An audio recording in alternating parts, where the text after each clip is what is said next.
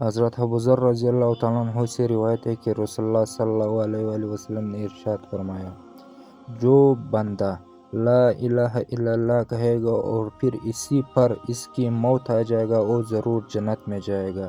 میں نے عرض کیا اگرچہ اس نے زنا کیا ہوا ہے، اگرچہ اس نے چوری کیا ہوا ہے؟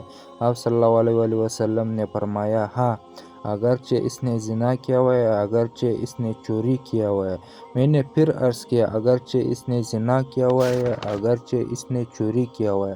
آپ صلی اللہ علیہ وآلہ وسلم نے ارشاد فرمایا، اگرچہ اس نے زنا کیا ہوا ہے، اگرچہ اس نے چوری کیا ہوا ہے۔